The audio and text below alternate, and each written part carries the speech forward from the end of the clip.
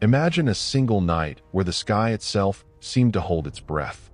Picture 7,000 men standing in the darkness, watching the horizon fill with torches, endless rivers of flames stretching as far as the eye can see. 100,000 soldiers march toward them, warriors from across the sea, men who have never known defeat, whose empire spans continents. The defenders know the odds. They know that mathematically, strategically, logically, they should not survive the dawn. But they also know something else.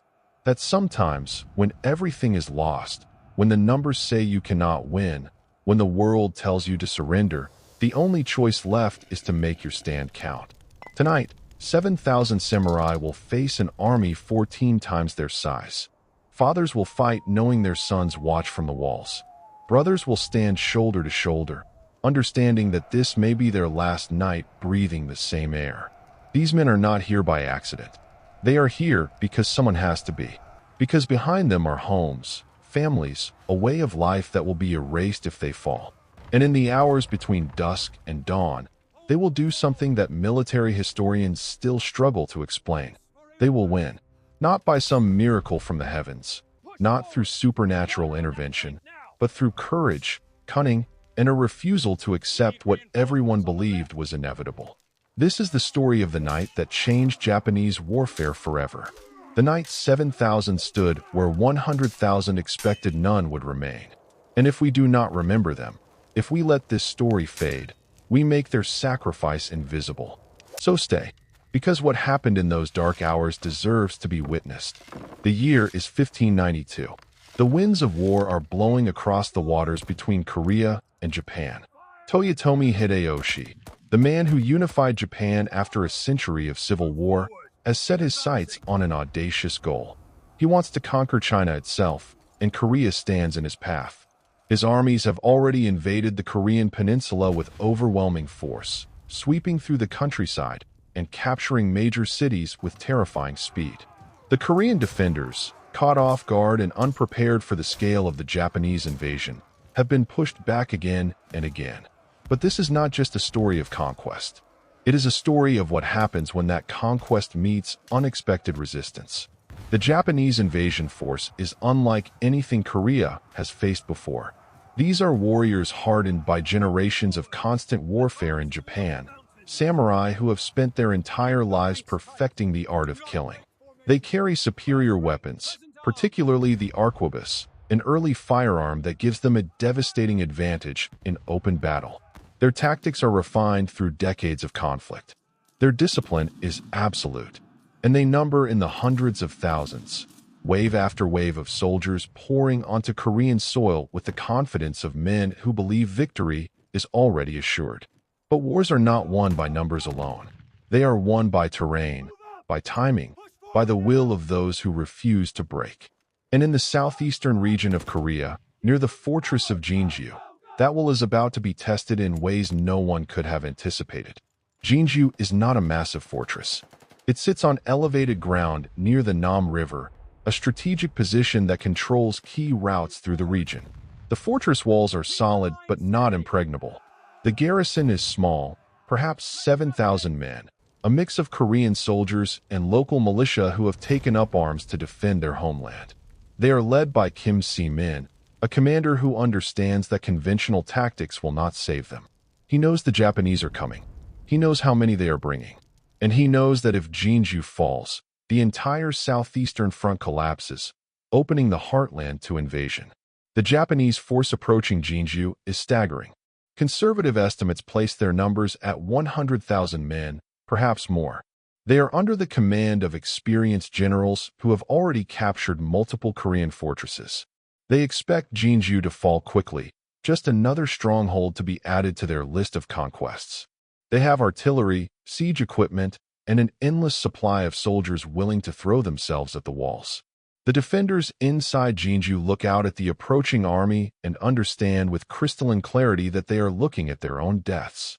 But Kim Si-min does not surrender. He does not even consider it. Instead, he begins to prepare, not for a conventional siege defense, but for something far more dangerous and desperate. He is going to turn the night itself into a weapon. The first thing Kim does is study the terrain with obsessive detail. The fortress sits on high ground. Yes, but the approaches are not uniform. There are narrow valleys, steep slopes, and areas where large formations cannot maneuver effectively. The Nam River provides a natural barrier on one side, limiting the angles of attack. He identifies every weakness in his own defenses, and then he thinks about how to turn those weaknesses into traps. He orders his men to prepare fire pots, containers filled with oil and combustible materials that can be ignited and thrown. He stockpiles arrows, not just hundreds, but tens of thousands, every shaft that can be found or made. He positions his limited artillery, small cannons that fire stone or metal shot, at key points where they can cover the most likely assault routes. And he talks to his men, not with grand speeches about honor or glory, but with simple, honest words. We are outnumbered. We will likely die, but we can make them pay for every inch of ground. We can hold long enough to matter. The Japanese arrive and set up their siege camp with the casual efficiency of an army that has done this many times before. They completely surround Jinju, cutting off any hope of reinforcement or escape. They bring forward their siege towers, massive wooden structures designed to allow soldiers to climb up and over the fortress walls. They position their artillery and begin a bombardment meant to soften the defenses and break the will of the defenders. For hours, the walls shake under the impact of cannon fire and arquebus volleys. Stone chips and dust fill the air. Men crouch behind battlements, gripping their weapons, waiting for the order that will send them into the maelstrom. And then night falls. The Japanese commanders expect the defenders to hunker down, to conserve their strength for the inevitable assault that will come with the dawn. This is standard siege doctrine. Night fighting is chaotic, difficult to control, dangerous for both sides. Better to wait for daylight when you can see the enemy, coordinate movements, and apply overwhelming force with precision. But Kim Si-min has no intention of waiting. As darkness settles over the battlefield, he gives an order that catches even his own men by surprise. They are going out. Not all of them, but select groups, small units of men who know the terrain, who can move silently, who are willing to venture into an enemy camp of 100,000 soldiers and sow chaos. These are not suicide missions, though they might as well be. They are calculated strikes designed to keep the Japanese off balance, to deny them rest, to make them fear the darkness. The first group slips out through a hidden gate on the riverside of the fortress, moving like ghosts through the shadows. They carry fire pots, short swords, and an understanding that they may not make it back. They creep through the Japanese siege lines, past sentries who are watching the fortress walls instead of the ground behind them, and they reach the supply wagons parked in neat rows. Then they light the fires. The explosions of igniting oil and burning supplies rip through the night. Flames leap into the sky, illuminating the shocked faces of Japanese soldiers scrambling for weapons. But the Korean raiders are already gone, melting back into the darkness, leaving behind confusion and destruction. The Japanese quickly organize a response, sending soldiers to hunt for the attackers, but in the darkness and chaos, they end up fighting shadows. Some even attack each other, mistaking fellow Japanese soldiers for Korean raiders. This is just the beginning. Throughout the night, Kim launches raid after raid, never from the same direction, never with the same objective. One group targets the siege towers, setting them ablaze before they can be brought to the walls. Another strikes at the command tents, creating panic among the officers. A third ambushes a unit of soldiers moving to reinforce a position, cutting them down in the darkness and vanishing before help arrives. The Japanese are fighting an enemy they cannot see, in terrain they do not fully understand, against men who have nothing to lose and everything to fight for. Inside the fortress, the defenders work frantically to repair damage from the earlier bombardment, to resupply ammunition, to prepare for the assault they know is coming. But morale is higher than it has any right to be. The raids are working. The men can hear the confusion in the Japanese camp, the shouts and alarm bells, the sense that the enemy is not as invincible as they appeared. Kim Si-min moves among his soldiers, checking positions, offering quiet words of encouragement, making sure every man knows his role in what comes next. Because the Japanese will not tolerate this humiliation. As dawn approaches, they prepare for a full-scale assault, determined to crush the defenders once and for all. They mass their forces at multiple points around the fortress, preparing to hit the walls from every direction simultaneously. The plan is to overwhelm the defenders with sheer numbers, to climb the walls in such force that resistance becomes impossible. The assault begins with a roar that seems to shake the earth. Thousands of Japanese soldiers charge the walls, carrying ladders, grappling hooks, and siege equipment. Arrows fly in both directions, filling the air with a deadly rain. The Korean defenders pour fire down on the attackers, hurling fire pots that explode among the packed ranks, sending men stumbling backward with their clothes and skin ablaze. The small cannons boom, each shot tearing through multiple soldiers. Arquebuses crack and snap, but in the chaos of close combat, they are almost as dangerous to the wielder as to the target. The Japanese reach the walls and begin to climb. Korean soldiers meet them at the top with spears, swords, and sheer desperation. Men fight hand-to-hand on narrow battlements where a single misstep means a fatal fall. Bodies pile up at the base of the walls. The Japanese keep coming, fresh soldiers replacing the fallen, the weight of their numbers beginning to tell. Sections of the wall are breached. Japanese soldiers gain footholds, establish positions, begin to push inward. This is the moment when most sieges end, when the defenders, seeing the enemy inside their walls, lose heart and break. But Kim Si-min has prepared for this. He has reserve units positioned specifically to counterattack any breaches. As Japanese soldiers pour through gaps in the defenses, they find themselves facing not panicked refugees, but organized, angry men who have been waiting for them. The fighting inside the fortress is brutal beyond description. No room for formations or tactics, just men trying to kill each other in the most efficient way possible.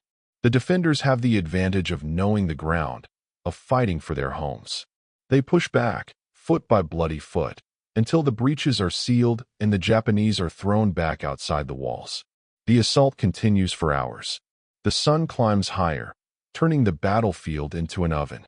Exhaustion sets in on both sides. The Japanese commanders commit more and more troops, unable to believe that such a small force can hold out against them. But every wave breaks against the walls. Every assault is turned back.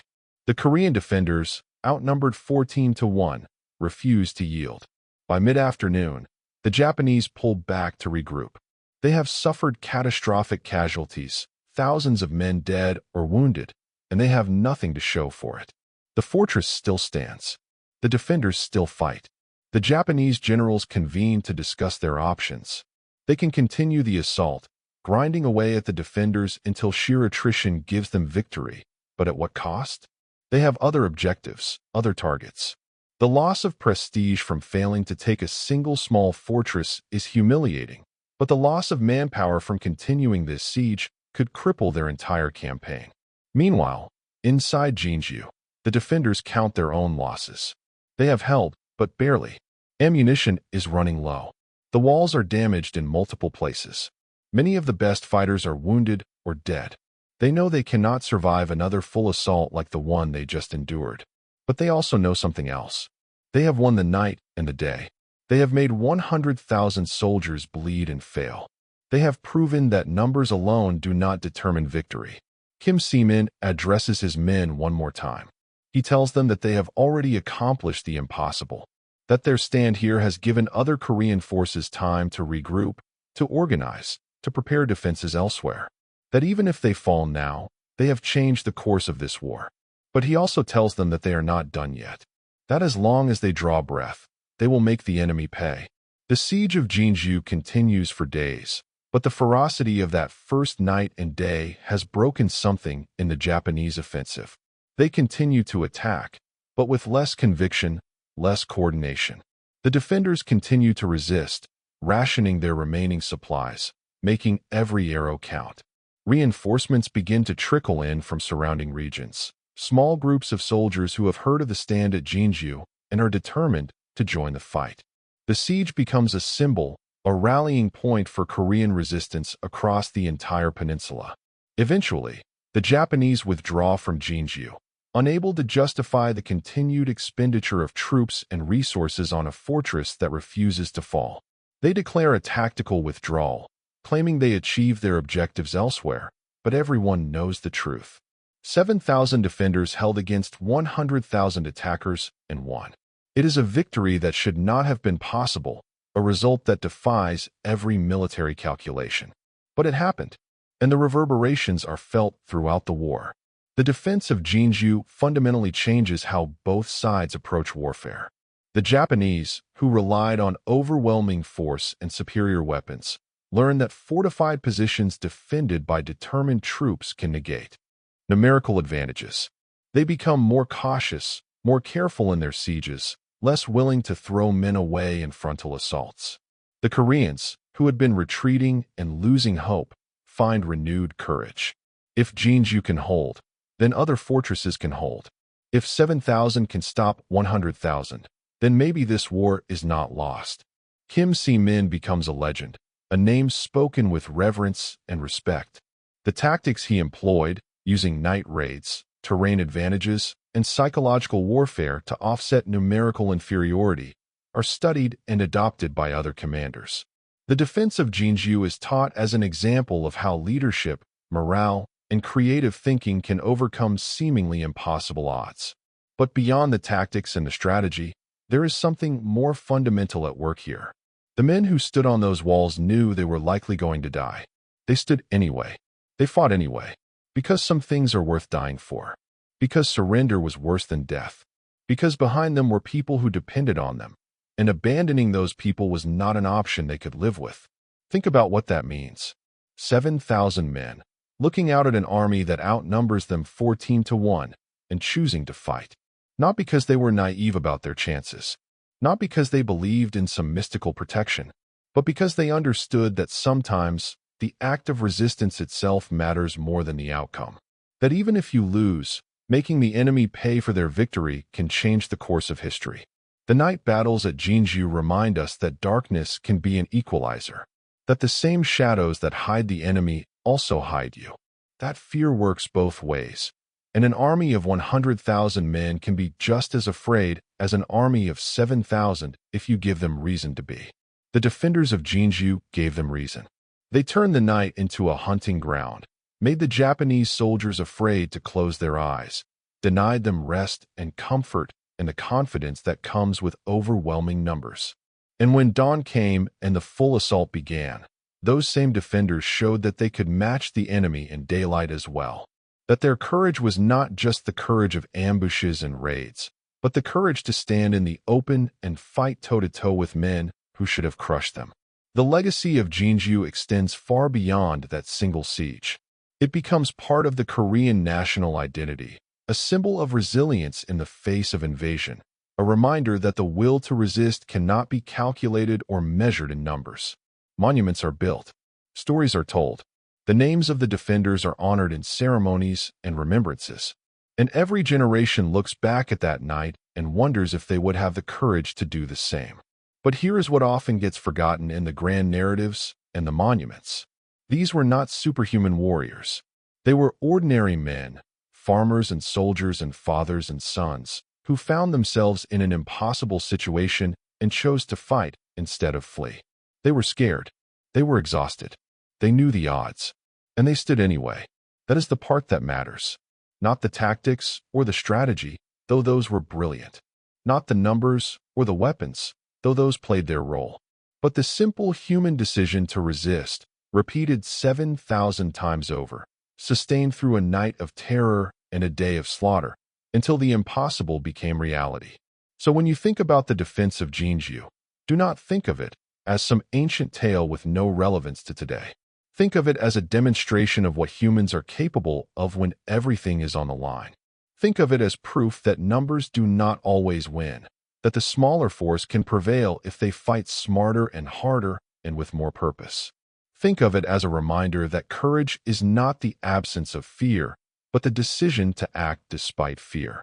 And think of the 7,000 men who stood on those walls and made a choice that echoes through centuries. They chose to make their stand count. They chose to fight for something bigger than themselves. and they won a victory that no one believed was possible. Remember them, because in remembering, we honor not just their sacrifice, but the principle they fought for. That some things are worth defending, no matter the cost. That sometimes, against all odds, the few can stand against the many and emerge victorious. And that the night, dark and terrifying as it may be, can belong to those brave enough to claim it.